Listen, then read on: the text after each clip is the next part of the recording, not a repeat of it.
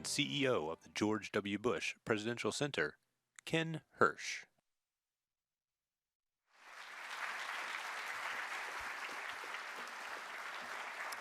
Thank you, and welcome to the first Engage event of 2018.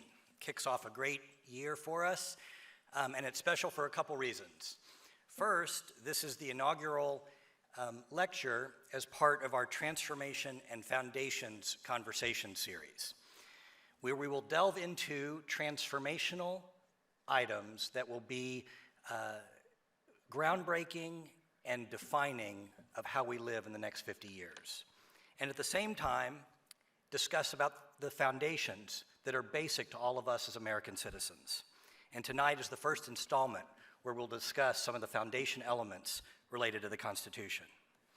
It is also exciting because it's our inaugural event to thank and to recognize and to introduce our new program, Engage at the Bush Center, presented by Highland Capital Management. We want to begin tonight by thanking Jim Dondero, the co-founder and president of Highland Capital, who has been a wonderful supporter of the Bush Center since we opened almost 5 years ago. And thank you, Jim, and your partners for being here and for the great support.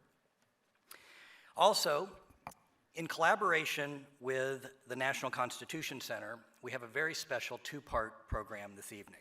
First, Chris Scalia, who's the 8th of Justice Antonin Scalia's 9 children, co-authored a book on his father, Scalia Speaks, Reflections on Law, Faith, and a Life Well Lived. It's a wonderful collection that is a tribute to a man who President Bush described when he passed about 2 years ago as a brilliant jurist, a towering figure who brought intellect, good judgment, and wit to the bench. We thank President Bush for those remarks. And to lead that conversation with Chris, we're pleased that Evan Young has joined us tonight from Austin. In 2006, Evan was appointed by President Bush to serve as counsel to the Attorney General. That appointment came after he had the treat of serving as a clerk to Justice Scalia. Now he serves as a partner at the law firm Baker Botts.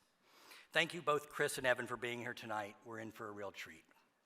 In the second half of the program, our own Amanda Schnitzer, who's Director of Global Initiatives here at the Bush Center, will moderate a conversation on the Constitution, in particular, the First Amendment, and what James Madison might have made of today's media landscape.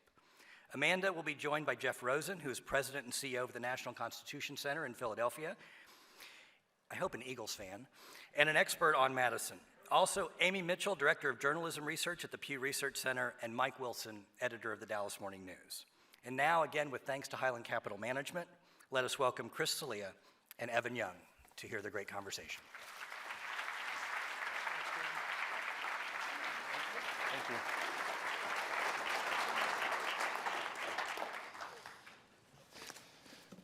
Thank you. Good evening. Well, it's a great honor to be here and talking with the 8th of 9, as Ken said. Saving the best for second to last, as they say. That's right. Although there are a whole number of kids that thought they were second to last, I imagine. That's true.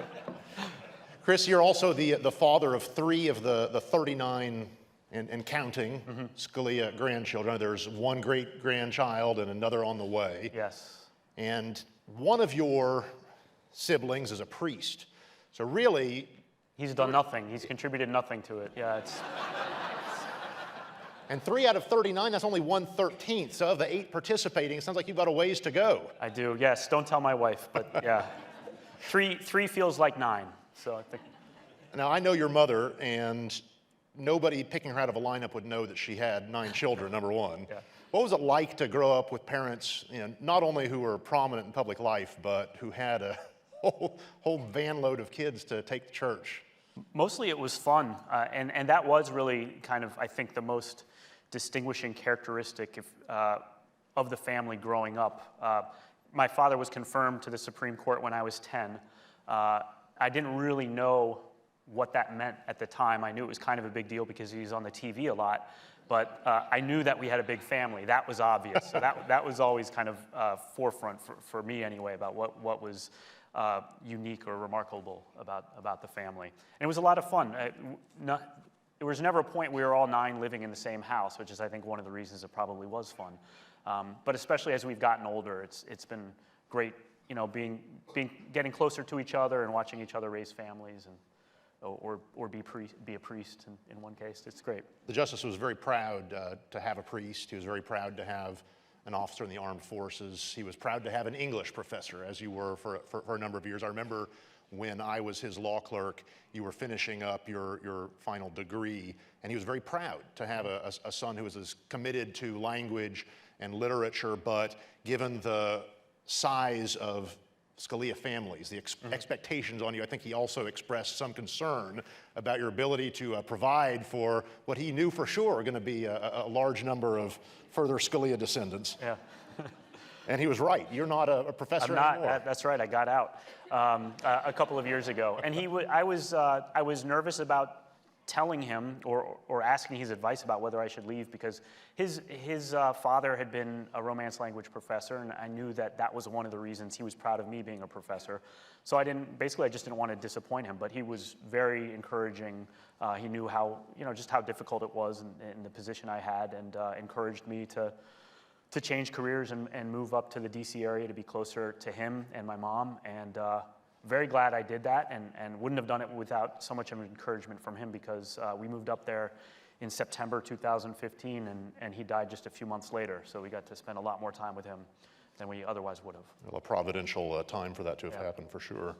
And, you were the one of the 9 that had the opportunity to edit this book of your father's speeches, and I'm sure that was because of your unusual commitment to language and to speaking.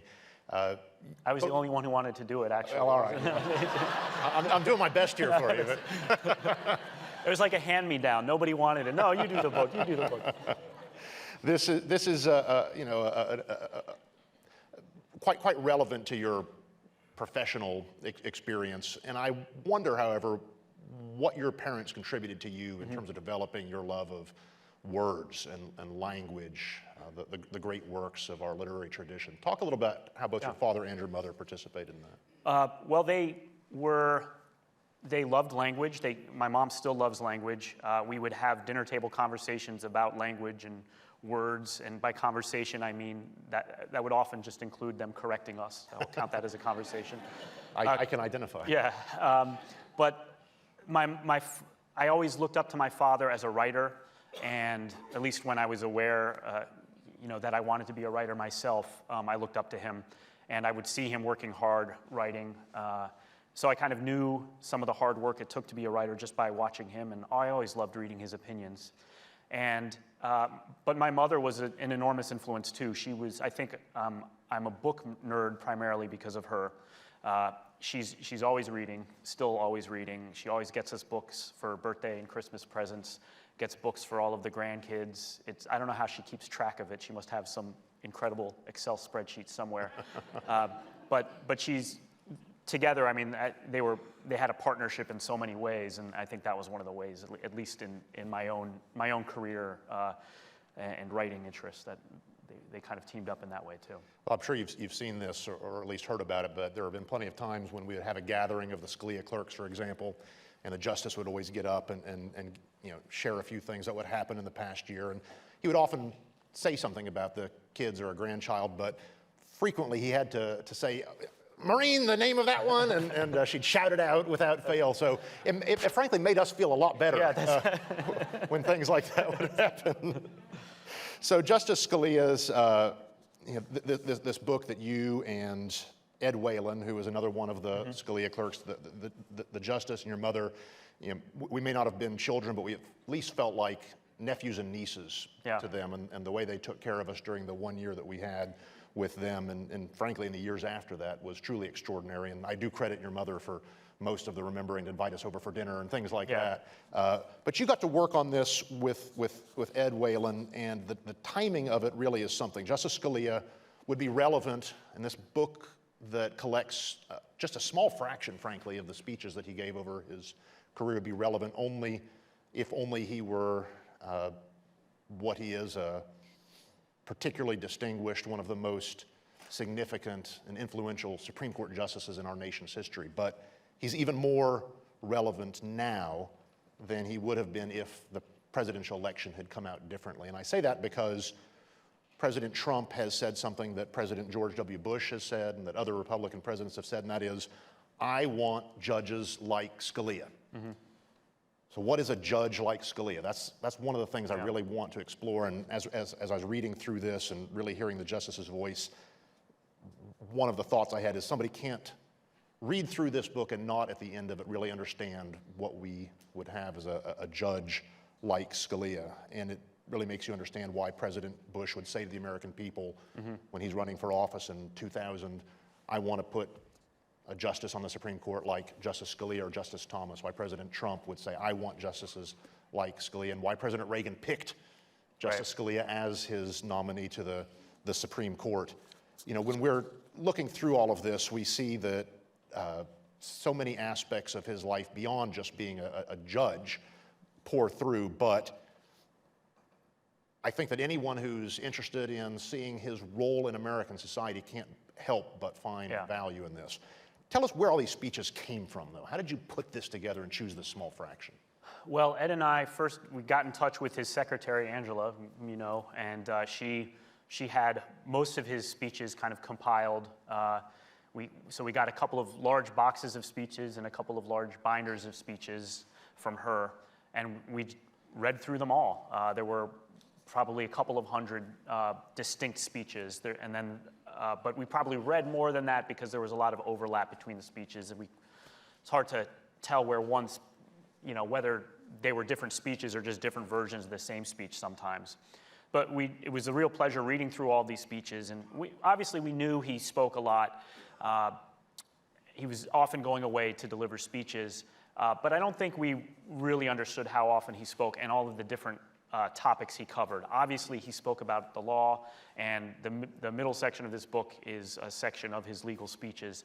But we were surprised about some of the other things he spoke about. There's a speech on turkey hunting. He delivered a speech at a wild turkey hunting convention, I should say, in Nashville, as all Supreme Court justices do. It was just fun making discoveries like that. But then, as we thought we had most of the speeches, but then it turned out there was also a box of floppy disks, which is an archaic form of data storage from the 1990s. So you went to the Smithsonian, yes, found a exactly. computer. Might as well have been microfiche, actually.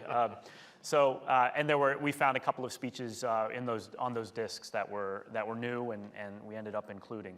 So it was a fun research process. But there were so many speeches we had to be.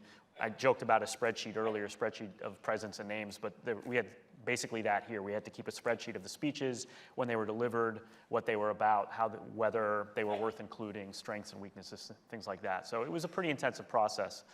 And then we just, as we read along, it was pretty clear that pretty distinct themes emerged. Obviously, law and faith, and we kind of figured out as we read some different categories, and then towards the end realized that it would be good to have a category of speeches just devoted to people he admired, like his friend Justice Ginsburg, and then more obscure people, farewell speeches or eulogies we included at the end as well, which I think ended up being one of the more fascinating sections. The fact that he was such a prolific writer sometimes has made it harder to see what a prolific speaker he was. And our year of clerking for him, at the end of it, we actually tabulated and made a PowerPoint showing arrows of his many trips over the course of the year. And he had hit, I think, 5 of the 7 continents, several of them multiple. I think he was in Asia a couple of different times in that one year. Yeah. The first day I was in chambers, he was in Istanbul, Turkey, giving a speech. And I walked in, I was a brand new law clerk, and on my desk was a stack this high of papers about an impending execution. So I thought, oh my goodness, what a way to start off. And they said, well, the justice is going to call about 5 o'clock, and he's going to expect to hear what this case is about. He wants all the facts, and he'll tell you his vote. So I was working and nervous. I don't think I had lunch that day, and finally the call came in, and he said, Evan, I'm sitting here on a balcony overlooking the Bosporus with a glass of fine red wine. Where are you right now? And little did I realize, he had been giving speeches, all that day, and for the next couple of days, this was during the summer before the court would hear up, but no matter what, he was always available, he always did his work, and he was giving speeches talking about any number of things. So let's talk about a few of the topics that he had. And I think one of the areas that people might not necessarily expect a lawyer and a judge to get into in as much detail as he did is this topic of virtue, of civic education.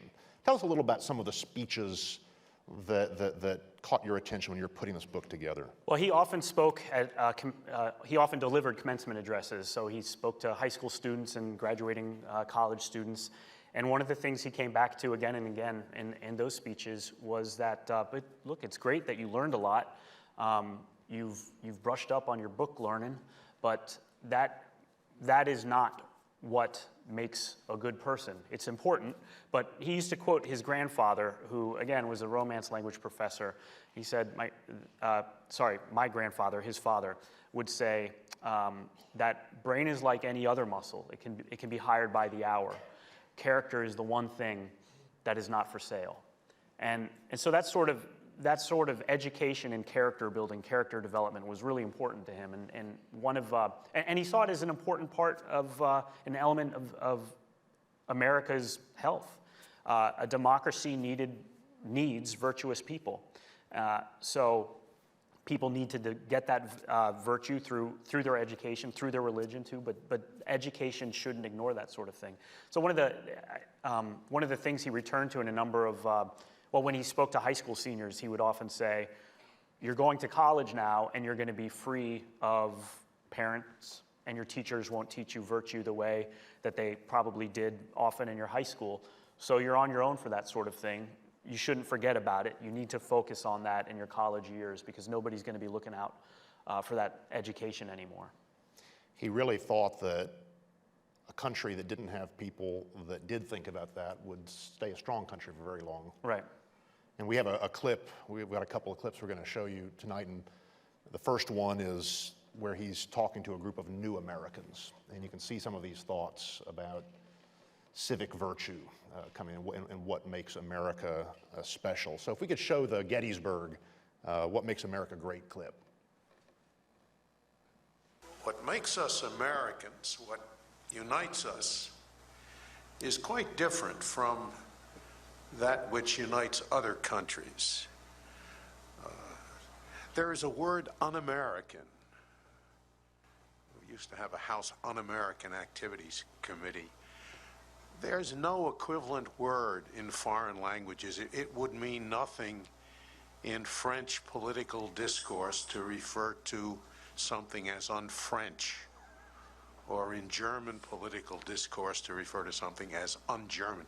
It is only Americans, we Americans, who identify ourselves not by our blood or by our color or by our race or by where we were born, but rather by our fidelity to certain political principles.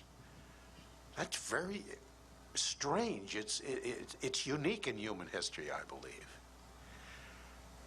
We are, as you heard from the director, a nation of immigrants who've come here mostly for two reasons. First, for freedom. From the Pilgrims in the 17th century to the Cubans and the North Koreans in the 20th and 21st centuries. And that freedom, of course, is not free, as the dead who rest buried here can demonstrate.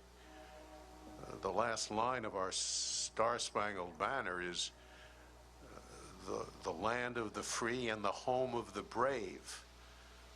The two go together. Freedom is for the brave. And he really believed that.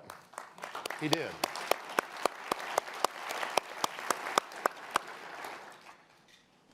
Tell about some of the other examples that you came across in the book of him describing what makes America a unique and great place, what made him so proud to be an American. He was proud of, I think, not only that he was an American, but that, well, he was proud, as he was saying there, of the many people who became Americans. And there's one of the speeches in this collection is one he delivered to a group of Italian Americans shortly after he was confirmed to the court.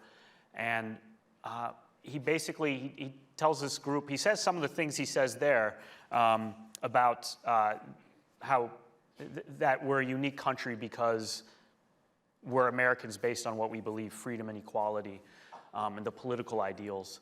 But he also thought it was important also for his audience, these Italian Americans, to be proud of their Italian ancestry too, and all of the great things that their ancestors had done in Italy and everything they had contributed.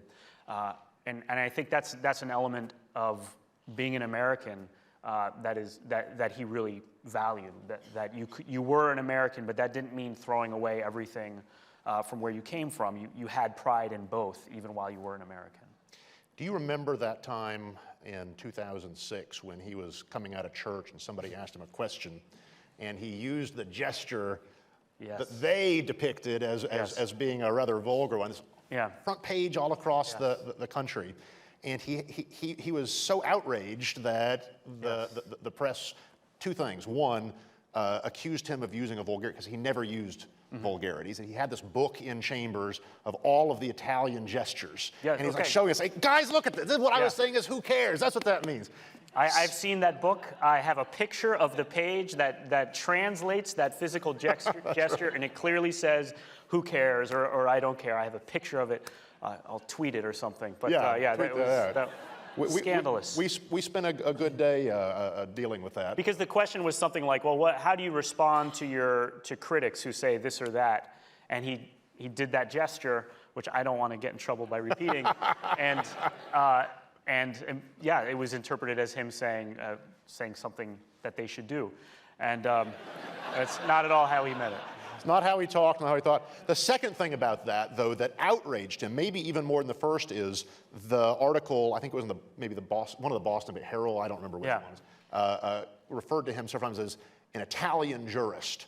And so he actually wrote a letter back, which we said, Justice, if you write the letter back, this is the best thing that can happen to them. And they printed the letter on the front page the next week. But that was his lead-off. I am not an Italian jurist. I am an American jurist of Italian-American ancestry. That's great. You know, and along those lines, he didn't like being called a Catholic jurist because he was a judge a justice under the American constitutional system. So that his Italian identity and his Catholic identity didn't come into play with that for him. But the Catholic identity, that's something that comes through in the book. It's not like that was not a real part of his. It was central to him, absolutely. But he recognized that his role as a judge, he had to set aside Catholic beliefs, particularly if they came into conflict with a law or something like that. In one of the speeches in this collection called Faith in Judging, he says, he compares it to being a Catholic who is a short order cook. So there's no Catholic way of cooking a hamburger except for doing it as well as you can. So there's no Catholic way of being a justice. There's no Catholic way of interpreting a text or understanding the context or anything like that. And so sometimes when people, co-religionists or people who agreed with his opinions would thank him for it. There's another speech in here, Scalia Speaks, by the way, on sale, in which he mentions how uncomfortable he would feel sometimes when pro-life advocates would thank him for his opinions on those cases. And he would say, I'm not doing that because I'm Catholic, and I'm not doing it because I think it's out of religious belief or policy belief. I'm doing that. I believe as I do because that Roe v. Wade was a bad law because it was a bad law.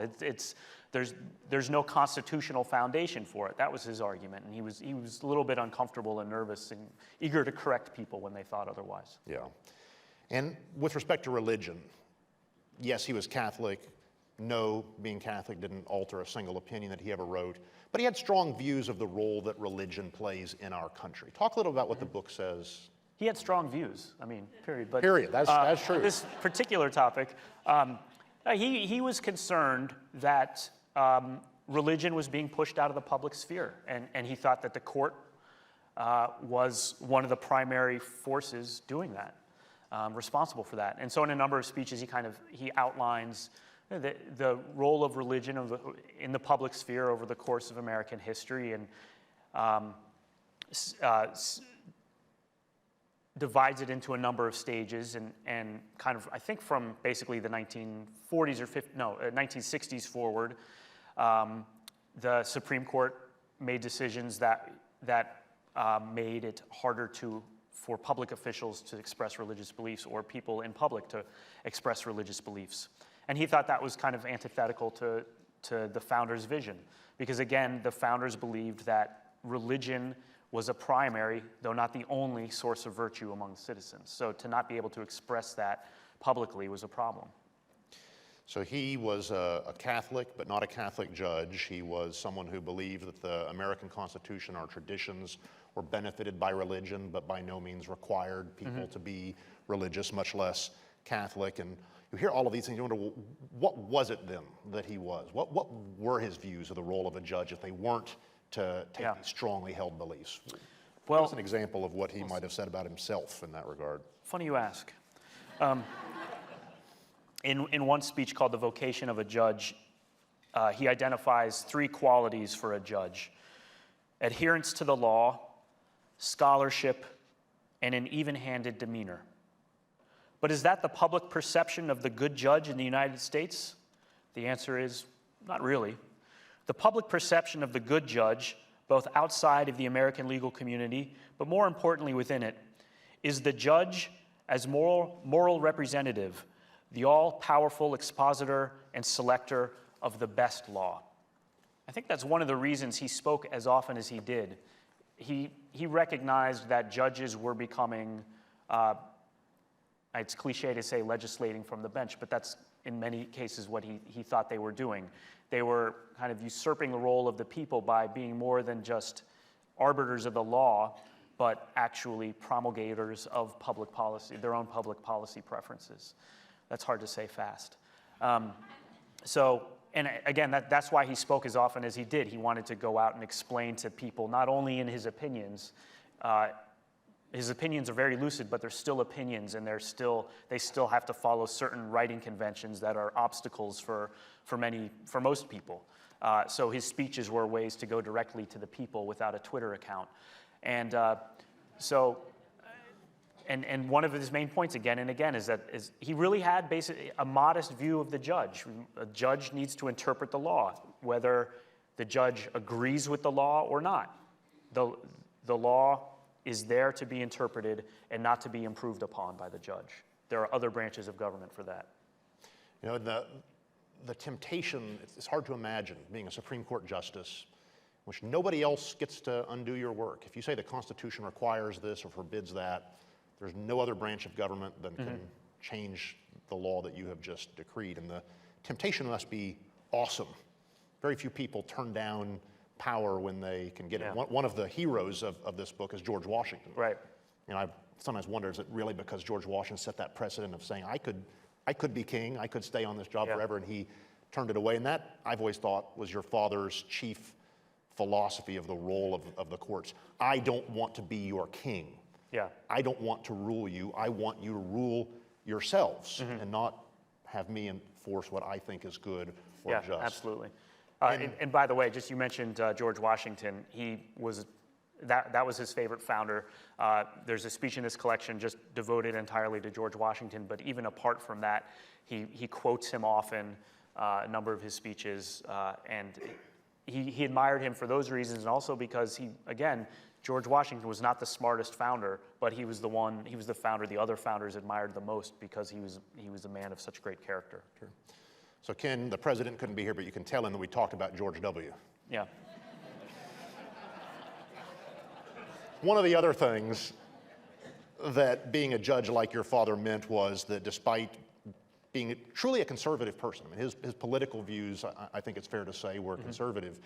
He routinely voted in ways, cast the deciding vote in cases that had the exact opposite. I mean, the most famous example, perhaps, was the flag burning case. I don't know if it's true. He told the story. It's in there about your mother singing "It's a Grand Old Flag" the day after the opinion. I don't know if that's apocryphal or not. That is true. It's true. Okay, well, there we go. And he says in here, look, if I were king, that would be a crime to burn the American flag. But that wasn't what his understanding of the First Amendment was.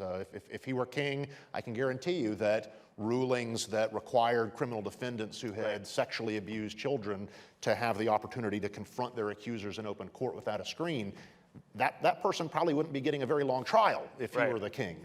But he was construing the text of the Constitution.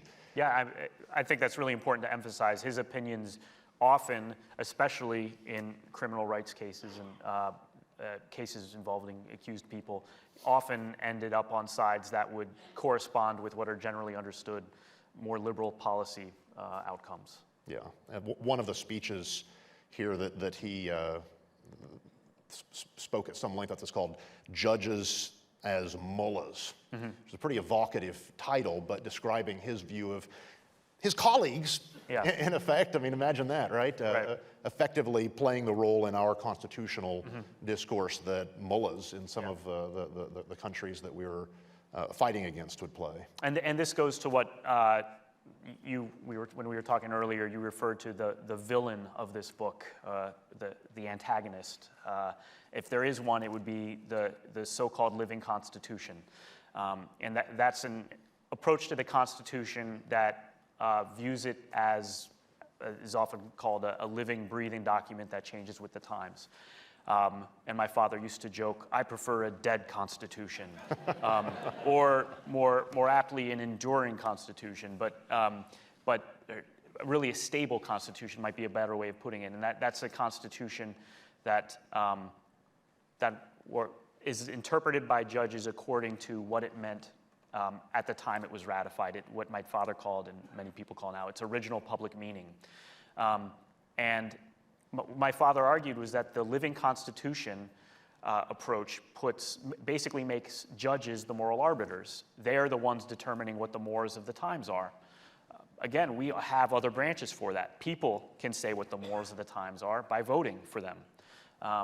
And by having judges approach the living Constitution as often as they did, they took on that much more, I guess, aggressive and powerful role that my father didn't think was appropriate. It turns out that the Constitution meant what those judges would like it to mean, time after time after time. And we have an example, our second clip, we'll call it the Prego clip. The Justice describes this in one of the great speeches that you can read about in the book. There was a while back an ad on television for some pizza sauce. I think it was Prego, something like Prego pizza sauce. I don't know, they sell it in the Midwest. They sell and you know, the husband in this ad, he asked his wife, well, you know, you're going to buy this store-bought sauce. I mean, aren't you going to make it yourself? Does it have oregano in it? She says, it's in there. He says, yeah, but does it have pepper? It's in there. Does it have olive oil? It's in there. What about basil? It's in there. We got that kind of a constitution now. What do you want?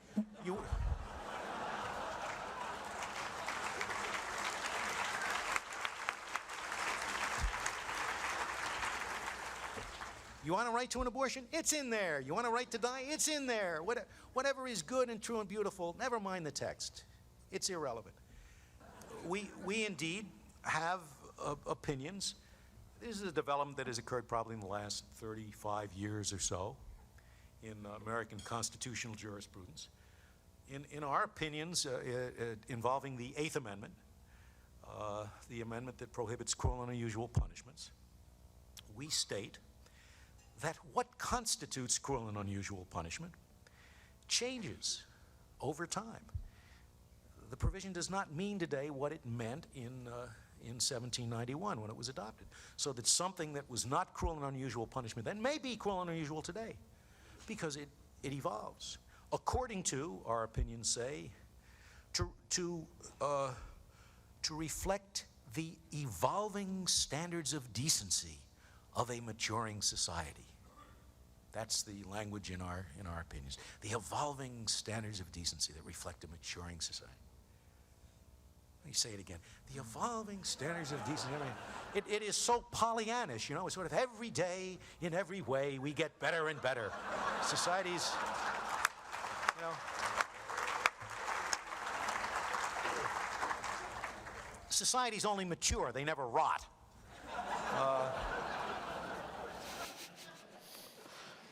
If I could say something about that, that when we started this collection, I was eager to find that speech because I had heard him deliver it a couple of times, and it was a great speech. But he never actually wrote that speech down. He just kind of, he had very loose sets of notes for that speech and would otherwise just kind of ad-lib it. So I was really eager to have that prego passage in the collection, but we didn't have the speech. So my greatest contribution to the collection is transcribing that passage and putting it in the introduction. So. And it's a great illustration. Well, we're running short on time, but there's at least one topic that I think we've just got to cover, and that is Mrs. Scalia.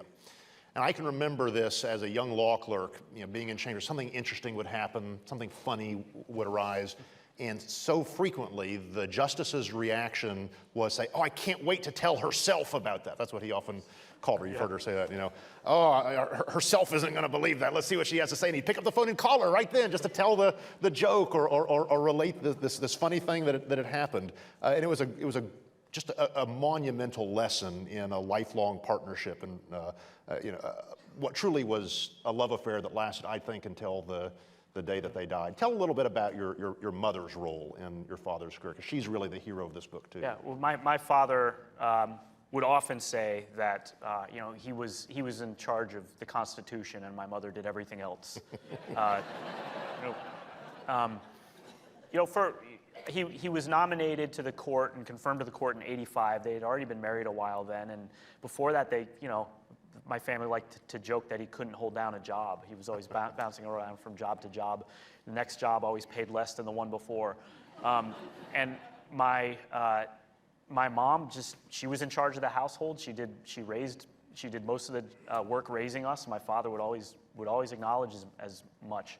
You referred to the partnership, and I'm always reluctant to use that term because it makes it sound impersonal and unromantic, but now that I'm married, I recognize how much of that is necessary. They obviously loved each other, and I look up to their marriage. I admire them as a married couple more and more every day. And just he was on the Supreme Court, and she was in charge of raising 9 kids. I feel like that's the peak of both of their vocations, really. Also in the book are some discussions. People are always, I think, astounded at what good friends Justice Ginsburg and your father were, which is true, and Justice Kagan towards the end. The 2 liberal Jewish women justices and the right-wing conservative Catholic justice were the closest of friends. You'll see in this book his farewells for some people that you've never heard of, like Mary Lawton, a Department of Justice lawyer. You'll see some of the values that he placed that transcend, summarize what he saw in these eulogies that mattered to him. And it wasn't how smart somebody was. Well, in the case of Mary Lawton, he admired how hardworking she was and how devout a Catholic she was. And I don't know, I should say that Justice Ginsburg writes the foreword to this collection where she describes how they became friends and why they stayed friends for the rest of their lives. And my father delivered a roast to Justice Ginsburg. In the early 90s, they had been on the D.C. Circuit Court of Appeals in the early 80s. And when he delivered this speech, she was still on that court, not yet on the Supreme Court. And it's a beautiful roast. He makes fun of her a little bit, but the last part is he explains what a great colleague she was, how much he loved rigorous debate, and she and Justice Kagan delivered that. He appreciated what Justice Ginsburg, the advice she gave to him about how he could make his opinions better. It really was a wonderful relationship, personal and collegial. Well, that and so much more is here. If you're someone who wants to know more about Justice Scalia, if you want to know more about his views of the judiciary and its role, if you want to know when a president says, "I want to judge like Scalia," get this book. If you want to have a fun and engaging discussion of some of the deepest issues of faith in public life, morality, of civic virtue, if you want a book that will make you think and laugh, get this book. And if you'll join me in giving a hand to Chris Scalia. Thank you. Thanks. Thank you.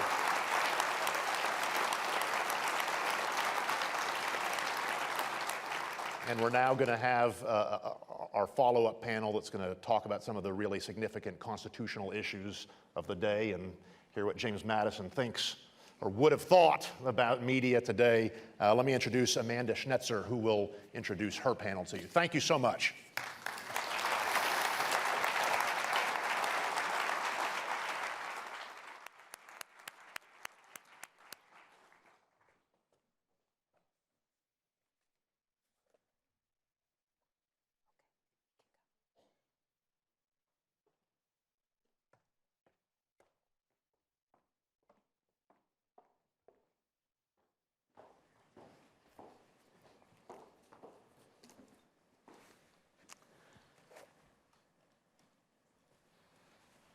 So, good evening. My name is Amanda Schnetzer.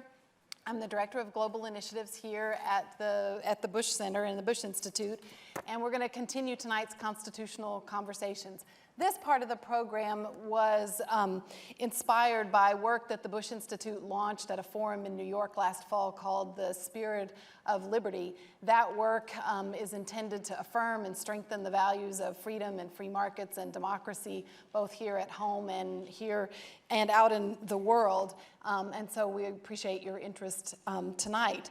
We now turn to a discussion bit more about founding fathers and the First Amendment and the relationship today between a free press and a free people. And joining me here on the stage are three very distinguished individuals to help us do that. To my left, first, Jeff Rosen, President and CEO of the National Constitution Center in Philadelphia, whose mission is to help educate the public about the U.S. Constitution. I can tell you President Bush once leaned over to me and said, "That guy really makes the Constitution exciting." So I promise you're in for a treat tonight. So thank you, Jeff, for being here. Jeff also happens to be a professor, it's true, at the George Washington University Law School, a contributing editor at The Atlantic, and author of a new biography of William Howard Taft. Now, there are a lot of Cowboys fans in this audience, I suspect, but I can't let the evening pass without giving your Philadelphia Eagles a congratulations on their win last night. Go Eagles, so exciting. Next, we have Amy Mitchell, Director of Journalism Research at the Pew Research Center in Washington, D.C. She's one of the country's preeminent experts on the news media, social media, and issues like how the public engages and accesses and creates news, what news organizations are providing today, and how technology is changing all of these elements. Welcome, Amy. And last but not least, Mike Wilson. Mike Wilson is editor of the Dallas Morning News, our hometown press. He's truly a modern journalist, bridging digital and traditional media experience to navigate the ever and fast-changing media landscape we see today. Before the news, Mike was with 538, an ESPN startup led by Nate Silver, managing editor of the Tampa Bay Times, where he was primary editor on a story that won the 2009 Pulitzer Prize in feature writing. Welcome to you as well, Mike. Thank you. So let's get this constitutional conversation started.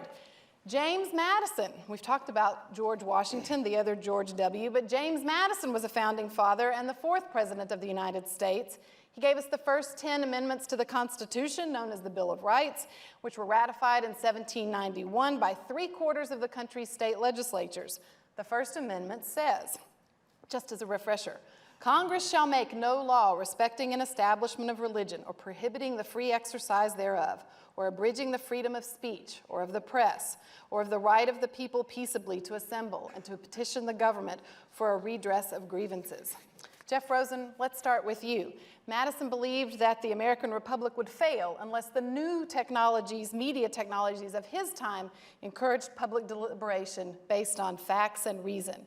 Why did Madison believe free speech was such an important part of our new republic, and what did he think about the interplay between media, government, and the public? What should that look like? Well, thanks so much first of all, thanks so much to President Bush for that incredibly generous shout out. You can take that one with you. I will. Right back to Philadelphia for our great victory parade on Thursday for the Eagles. And thanks to you for this wonderful collaboration between the Bush Center and the National Constitution Center, and for having a constitutional conversation, which is the mission of the National Constitution Center to promote, and we're so proud to be here at the Great Bush Center to discuss it. Welcome. So you've asked a really central and important question. Why did Madison think that the media and the press were central to the success of democracy? Well, I'll try to do this as intensely and in as condensed a form as possible. But let's begin with a new media technology, the interactive Constitution. This is this thrilling new online platform that the National Constitution Center has launched that bring together the best liberal and conservative scholars in America to write about every clause of the Constitution. And I want you all to download it. Not now because I'm talking, but after the show. And when you go there, you'll see that Madison thought that there was an amendment that was the most important in all the ones he proposed that was not adopted. And it says the following. I need my constitutional reading glasses to do it, except I can, I've got to get them here. No state shall violate the equal rights of conscience or freedom of the press or trial by jury in criminal cases.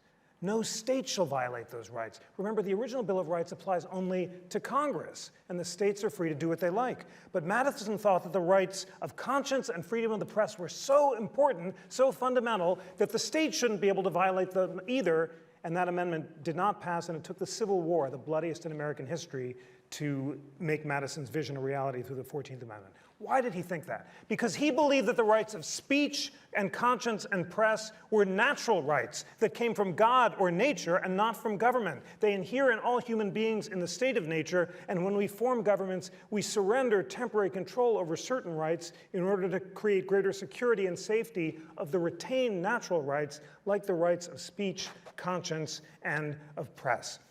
Why did he think they were central to a democracy? Because Madison saw a tension between populism and constitutionalism. He did not believe America was a direct democracy. He had studied failed democracies like Greece and Rome and thought they led to demagogues and the mob. Madison said in Federalist 51, even if every Athenian were Socrates, Athens would still have become a mob, because in Athens, large groups would debate quickly and have quick Twitter votes or Brexit polls or snap judgments, and as a result, liberty would fail.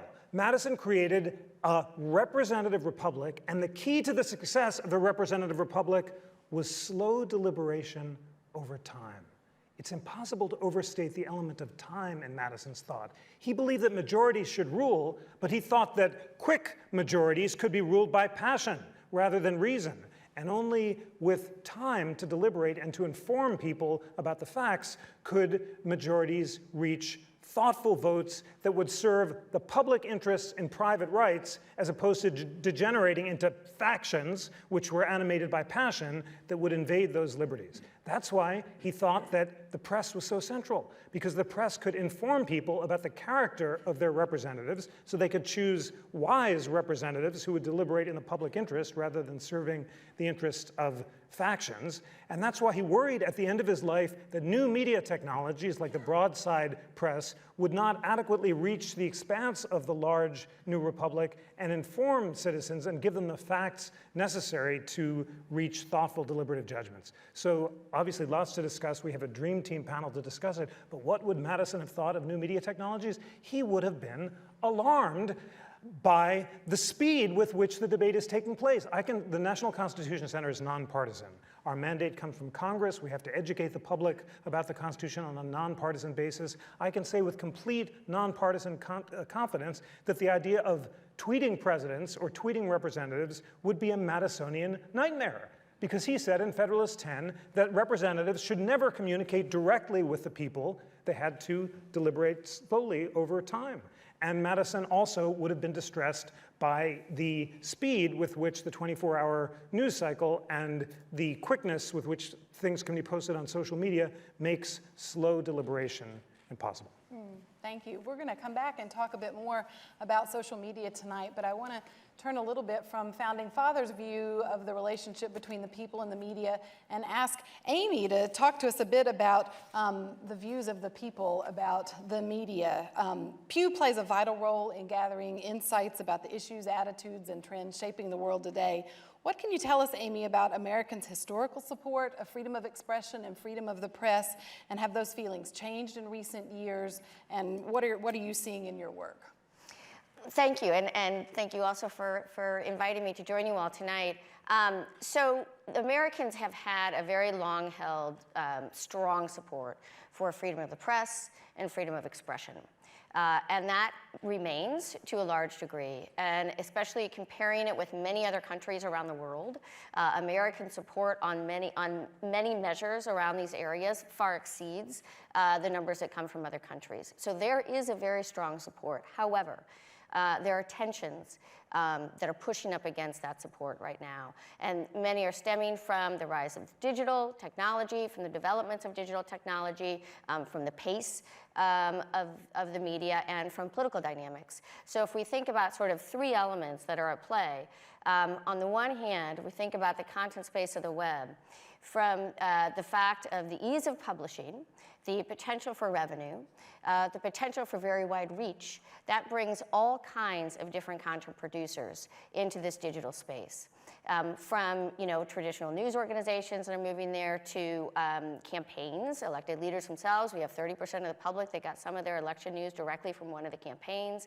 Interest groups, advocacy groups, 20-some% during the election got news from those types of entities, to what's in the news a lot today around sort of maliciously oriented organizations that may be purposely putting out false information.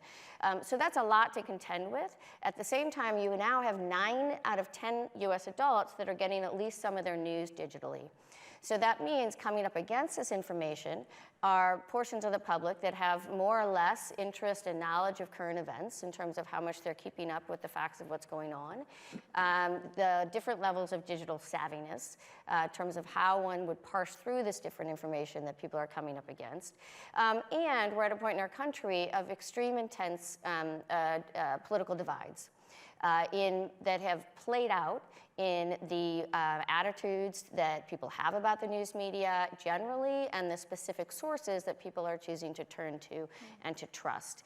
So when you add those elements up, there is a tension on the desire and the strong support for freedom of expression, for freedom of the speech, with what does this mean for the information flow in our country today. And that's what a lot of debate and conversation is happening around right now. And I think we've got a slide that some Pew data talking about how Americans are consuming media today and what mediums that they're using. If we can. Sure. So this is a question that asks about sort of the platform. So you'll see the television has always had the widest reach, the overall widest reach, and this is asking about often. So it's how you get news often from these different platforms. It's not ever. And television has always had the highest in our country. And what you'll see is just in the last year, those two data points are just a year apart. We're really beginning to see a precipitous decline in television watching with that continued rise in digital. So we're now at just a 7 percentage point gap in those who are often getting news from online versus TV. Radio has remained actually relatively steady at about a quarter over the last several years. In print, I should say, this is the print form of newspapers, so this is about platform, not specific sources, is now very low. Most of that audience had transitioned in reading to the web years ago, and watching has not moved to the web in the same way. But most of that shift over the last year is among the older population that's now moving more away from television and more to the web. And we've also got another slide about trust in media. Can you say a bit about what all of these factors, the speed, the content, the platform, how all of these factors and others are having an impact on the trust and confidence that Americans have in the media today? Sure, and this is just one question. We ask about trust in many different ways because it's a very complex concept and word to ask about. And so one of the things is just sort of get a basic gut check on the trust you have in national media and local news media, et cetera. And one of the things that we were interested in was bringing in the other types of providers of news. So especially in the digital space, friends and family are passing on a lot of kinds of news and information as well. And so we thought it was important to also get sort of that relative sense. We've all seen numbers where trust in news media generally is low. It's lower than some other institutions in terms of the views about it having a positive or negative impact on the country.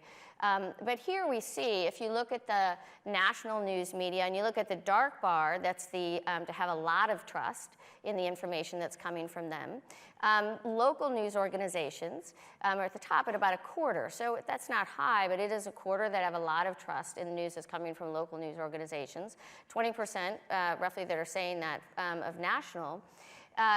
Both of those outpace news and information that would be coming from friends and family.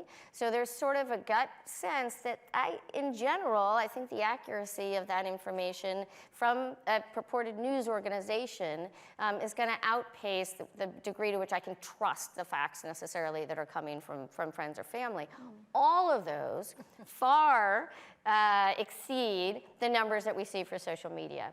And so we've asked this now 2 years in a row, and you can see how low in the 4 or 5% numbers. Now that doesn't mean that people aren't getting information through social media. We know they are. The numbers are high, over 60% that are getting some of their news through social media. But there is a general sort of wariness of what may come through there when you just stack it up against other kinds of providers. Now, what's not shown in that data is political divide.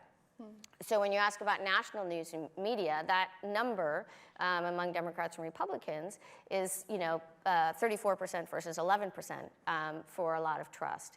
Not as much political divide at the local level, but there is still some.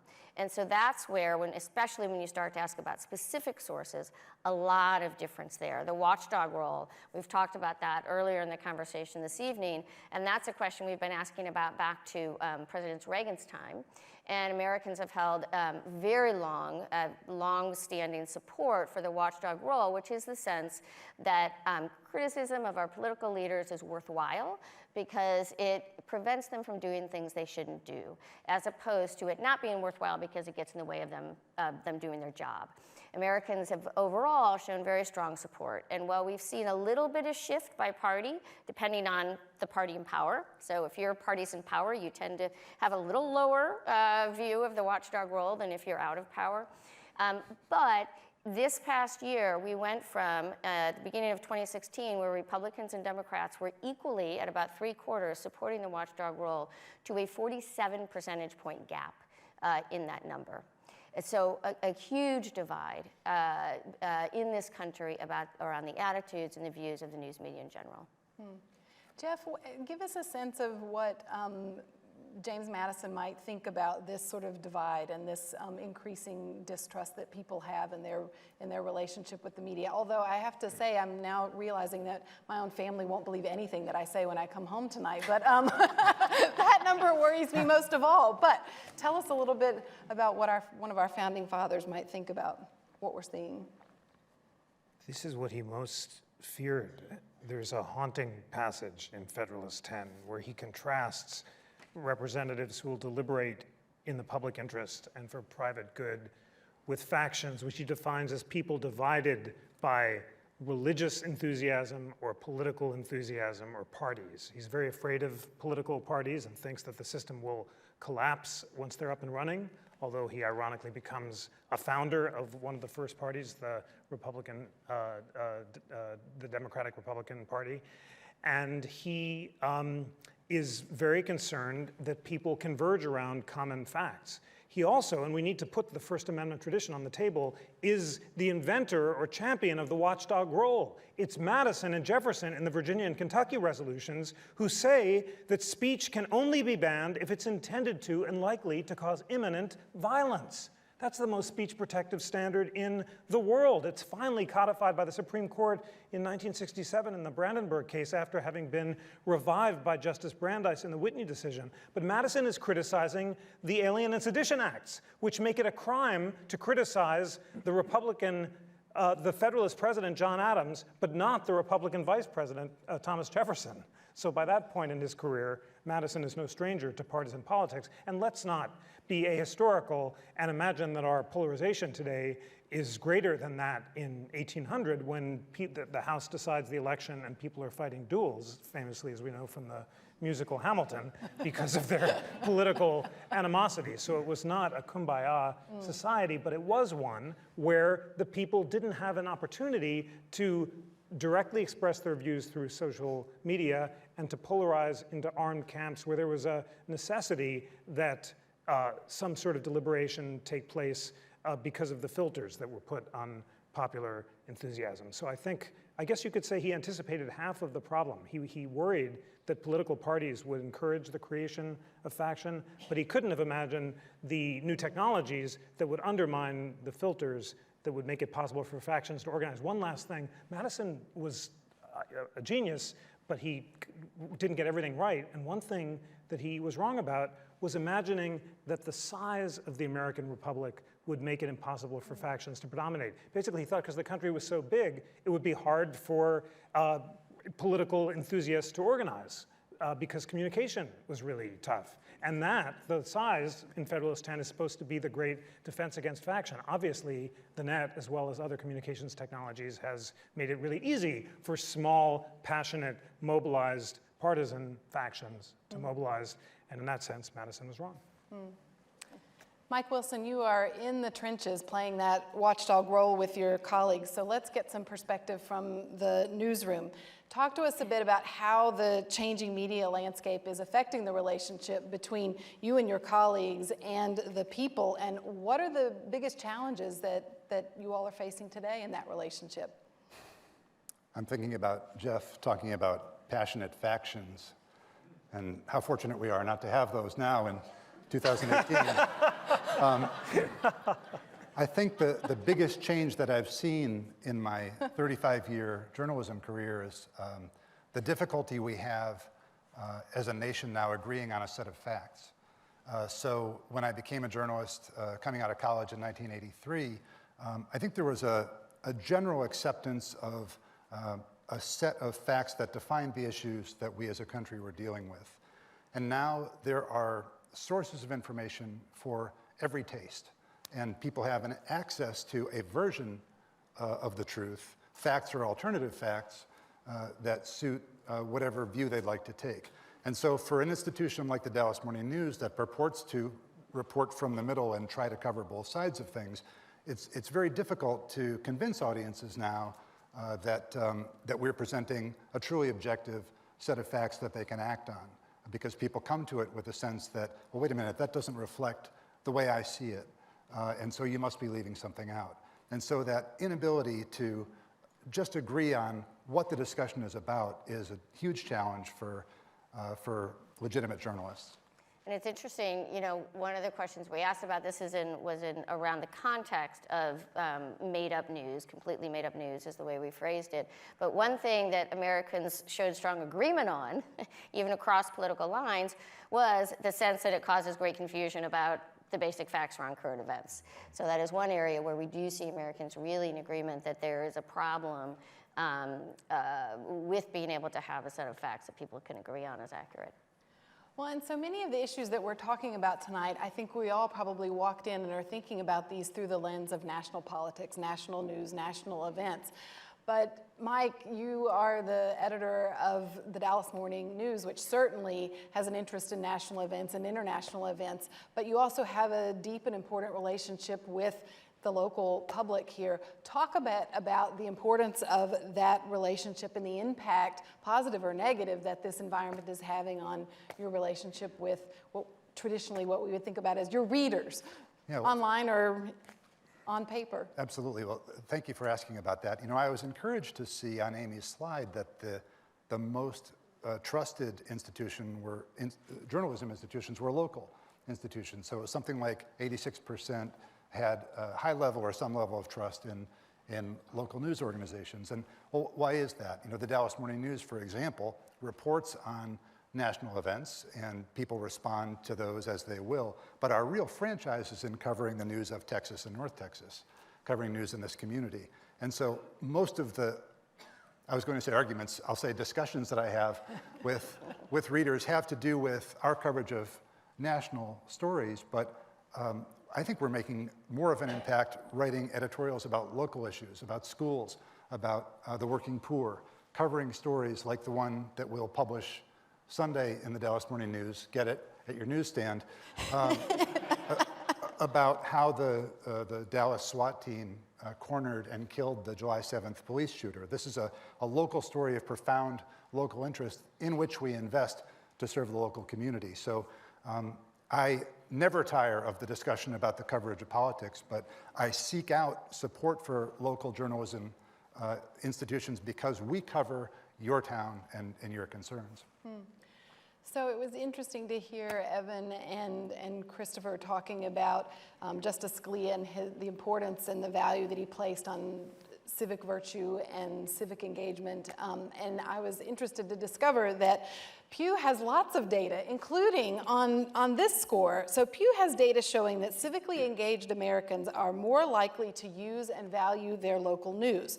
Amy, can you talk a bit about that connection between our sense of civic engagement activity and our relationship to our local news, and really any of the three of you, but start with Amy. Sure, I mean, I can speak about it from the numbers. So we did one study where we looked at, we had a number of different questions about sort of people's attachment to local news, how closely they're following it, sort of a range of different types of local content and different topics. And we asked about a number of different civic measures as well and created a sort of index to look at how closely things were correlated. And it was very much the case that in a positive correlation, going in the same direction, higher levels of interest and taking part in local news, in the local news community, correlated very highly with stronger civic engagement, being more active in different kinds of community groups, in voting more regularly, a number of different sort of civic engagement modules that we had created for that. So very much a close connection there. If I could, Justice Scalia talked so movingly about civic virtue, and Madison thought democracy would collapse without civic virtue and civic education, and these statistics confirm that there's another set of numbers that the Annenberg Foundation releases annually about constitutional and civic knowledge, and they're really distressing. And the latest ones are something like a third of Americans can name all three branches of government, a third can't name a single one. A majority of students believe that the First Amendment allows the suppression of hate speech and so forth.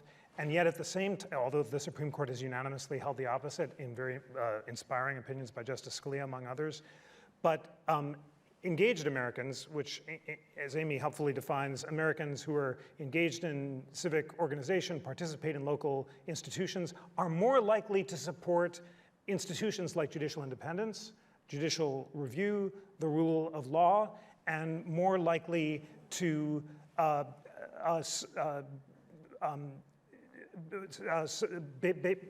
support the ability to converge around common facts as well. So that's the idea of civic education, which we talk about in general as a kind of virtuous thing, is central to democracy, because unless people are engaged in local institutions and converge around common facts, then they won't support the institutions on which democracy depends. I would just mention that these statistics are, and this data is something that we're paying attention to a lot at the Bush Center. And in the forum that in New York that I mentioned earlier this evening, we issued a call to action paper, and one of the recommendations of our two fellows, Tom Mealy and Pete Weiner, was that it's time to really think seriously about how to strengthen the American citizen and ensure that we have strong, well-informed, and engaged citizens. And I think, by extension, their relationship with their local media and their regional media. You know, I'd love to speak to that because we have a challenge related to the decline in civic engagement that we've seen in the U.S. I mean, I perceive this to be an extremely civically engaged audience, or you wouldn't be here, you'd be home watching The Bachelor. And so this is an audience that understands news, cares about news, probably knows the function of an editorial in a newspaper. I grew up and was taught in English class what a newspaper editorial is for. That sense of civic norms, civic traditions is waning. And so as we try to reach a digital audience, today's digital audience doesn't quite understand the idea of an institutional opinion.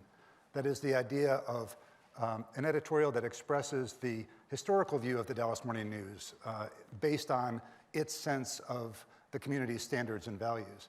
So everyone here understands that, but we have to find ways now digitally when we publish an article to say, this is an editorial and this is what it means to say that it's an editorial. It's not one person's opinion of something. It's not somebody popping off. It's the considered view of the editorial board.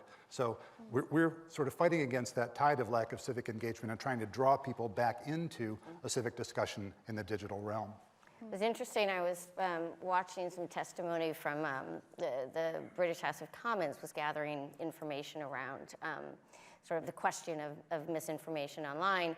And I can't recall the organization, but somebody was sharing in testimony that one of the news organizations in the UK had decided that the tact they were going to use was that if somebody wanted to comment on a news story, they had to first pass a quiz.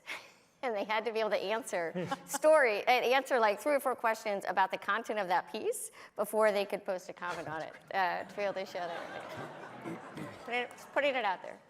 When that appears on the Dallas Morning News site in the future, we'll know you were here. So I promised we would get back to the subject of social media, and we are at a presidential center, so let's get into it this way. In 2014, some of you may even remember this, President Clinton went on Twitter and asked President George W. Bush, why don't you have a Twitter account? President Bush responded via Instagram and asked President Clinton why he didn't have an Instagram account. So to be sure, the internet and social media have changed how presidents and public officials and other elected officials engage with people and the press. And I suspect there are good points of this and not so good points of this. And so let me sort of go down the line, and Jeff, we'll start with you. What do you think Madison, you've touched on this a little bit before, but what would Madison think about sort of that kind of interaction between our elected officials and the people in the press via social media? I think he'd be concerned. He'd be concerned about it. As you say, it has good and bad points, but the idea of direct communication that bypasses the institutions just makes it impossible to slow down. And when the president tweets something fast, then everyone has to take sides quickly. And once you take sides publicly and dig in your heels, it's hard to compromise and come to the middle. The journalist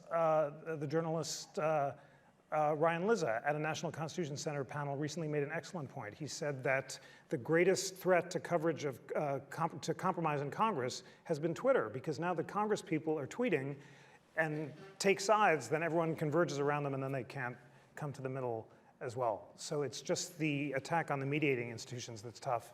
And that I was trying to think why it is that Madison was so wrong, and our panel is suggesting, far from large republics being the ones where reason prevails, it's really on a smaller scale.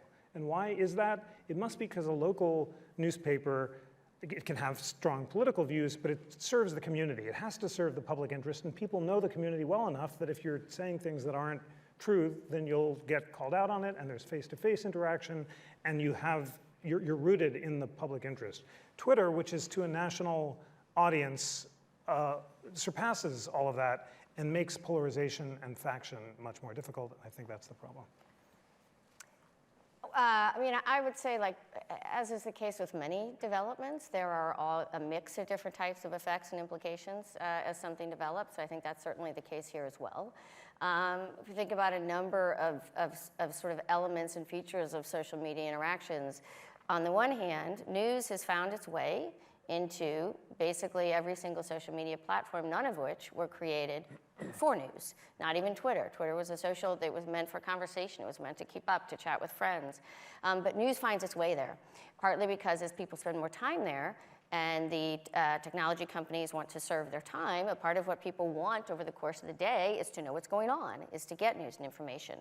The other element that has brought with it is a sense of bumping into news that you happen upon, news by happenstance, which can lead people to be learning about things that they may otherwise not know about because they might not be seekers of news. They may not be the most dedicated news consumers otherwise, but they're going to come across news that gets shared to them through social media. At the same time, a third is that it can allow people who care about a particular issue to find a niche of people whatever that issue may be, to connect with and to talk about and have dialogue around it, or get additional information that they otherwise wouldn't have. At the same time, it allows for, naturally, different kinds of separation, things that get passed along that may not be verified. When we ask people about misinformation and made-up news, we had a quarter of the population say that they had passed along news that was completely made up, and about evenly split between those that said they had done so knowingly at the time and those that found out after the fact that it was made up. So there definitely is something along those lines, that occurs in social media as well. And I'll just add one other element, which is source awareness. So when we did a study, we asked people about their digital news they had gotten online in the last 2 hours. And if they had followed a link, we asked how they got to that link. Did it come from a news organization's, text or email alert of some kind, or was it something a friend or family passed along to you through an email or text, or you got through social media? We then asked if they could name the source. And the difference, there was a huge gap. 78% of the time, people could name the source if that link had come from a news organization. Went down to only about half the time if it was once removed, either through social media or came through friends and family. Mike, what are you seeing in relationship between the press and our officials? Well, so as somebody who's trying to perform the watchdog function on behalf of readers, my concern is that social media becomes a way for political leaders to circumvent accountability and to avoid questions from the press and the people. So social media becomes a place where political leaders can make patently false or dubious assertions without challenge. And this is not unique to this presidency. This way of going directly to the people with messages and avoiding the press has been refined and perfected in the Obama administration and goes on now. President Obama sat down between two ferns with Zach Galifianakis, who's a comedian, and that was supposed to be an interview, but he didn't sit down with Chris Wallace or Todd Gilman of the Washington Bureau of the Dallas Morning News to answer questions. So there's a very careful packaging of political messages, and social media is a great way for political leaders to seem to be communicating and giving information to the people without answering any questions that people might have. Now, I see some young people in this audience. We're on a college campus that has a journalism program. What advice might you have for up-and-coming young journalists about how they will do their job and perform this watchdog function, and how much to rely on social media and how much to rely on just good old-fashioned grit and perseverance to get the story? Well, I hope there are journalism students here. I feel such passion for this work right now. I mean, it is a difficult time in the journalism industry. There are many, many thousands of fewer jobs in journalism than there were when I started. But there has never been a time in the history of telling stories that's better to tell stories than this one, because of the tools that we have to tell them.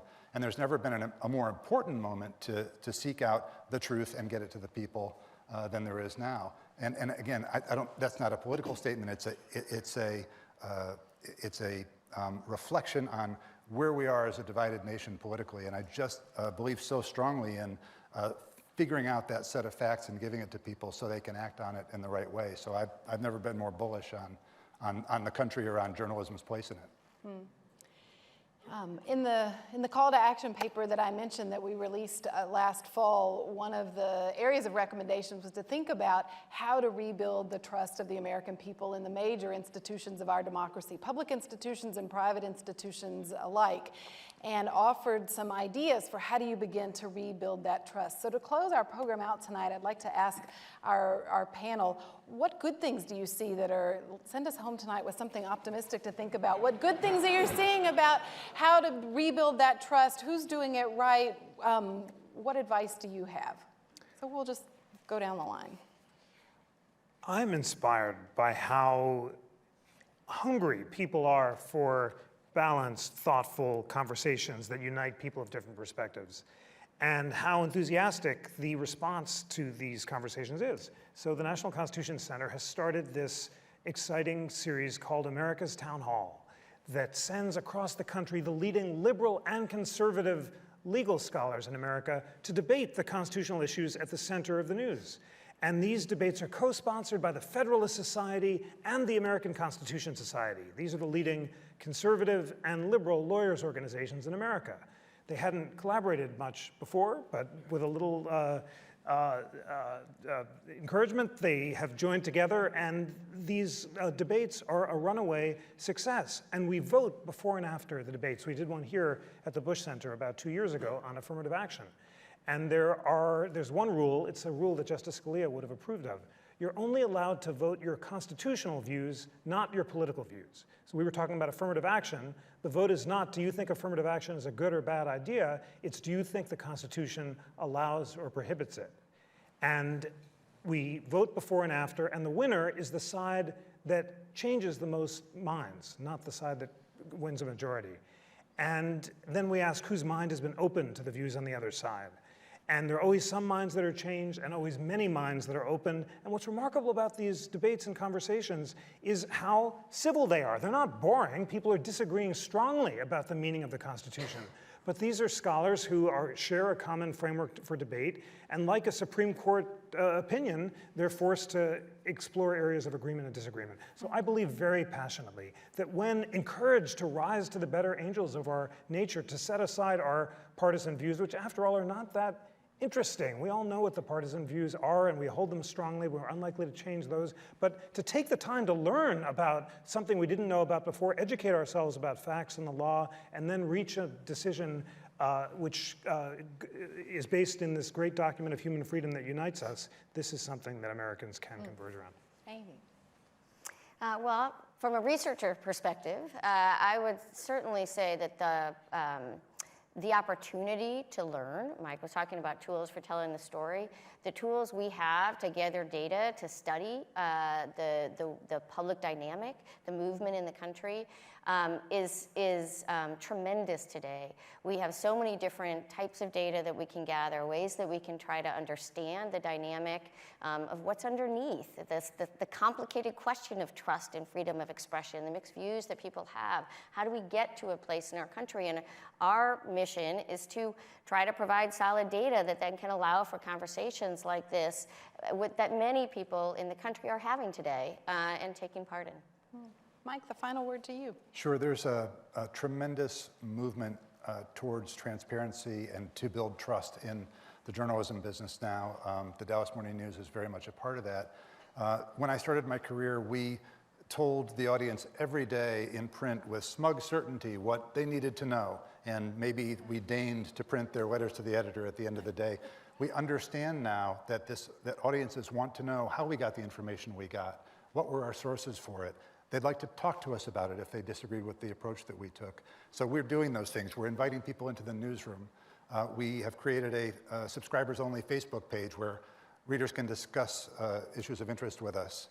We are asking readers what stories they'd like to have covered, and we're covering them and telling them that we've covered them and getting their input. And so what used to be a one-way street is now much more of a conversation with our audience so that they'll know who we are and what we're doing, and that's one of the reasons I'm here tonight. Well, I will tell you, one of the things that gives me hope is the fact that on a Monday night, this house is packed for this topic. And so I want to thank all of you for being here tonight, for your time and your interest, and help me thank our panel.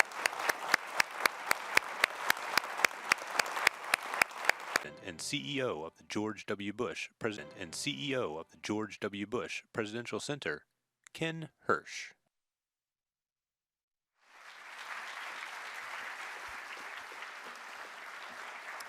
Thank you, and welcome to the first Engage event of 2018.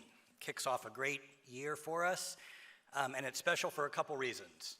First, this is the inaugural lecture as part of our Transformation and Foundations Conversation series, where we will delve into transformational items that will be groundbreaking and defining of how we live in the next 50 years.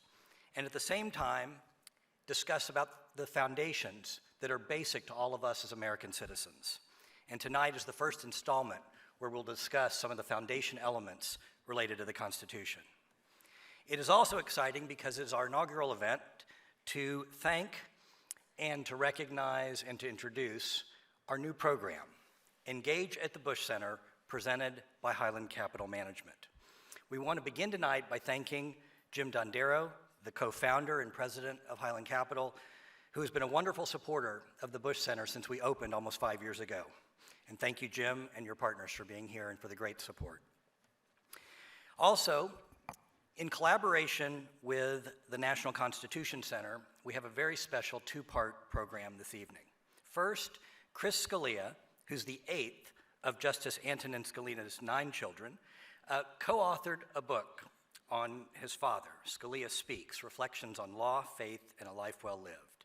It's a wonderful collection that is a tribute to a man who President Bush described when he passed about 2 years ago as a brilliant jurist, a towering figure who brought intellect, good judgment, and wit to the bench. We thank President Bush for those remarks. And to lead that conversation with Chris, we're pleased that Evan Young has joined us tonight from Austin. In 2006, Evan was appointed by President Bush to serve as counsel to the Attorney General. That appointment came after he had the treat of serving as a clerk to Justice Scalia. Now he serves as a partner at the law firm Baker Botts. Thank you both, Chris and Evan, for being here tonight. We're in for a real treat. In the second half of the program, our own Amanda Schnetzer, who's Director of Global Initiatives here at the Bush Center, will moderate a conversation on the Constitution, in particular, the First Amendment and what James Madison might have made of today's media landscape. Amanda will be joined by Jeff Rosen, who is President and CEO of the National Constitution Center in Philadelphia, I hope an Eagles fan, and an expert on Madison. Also, Amy Mitchell, Director of Journalism Research at the Pew Research Center, and Mike Wilson, Editor of the Dallas Morning News. And now, again, with thanks to Highland Capital Management, let us welcome Chris Scalia and Evan Young to hear the great conversation. Thank you.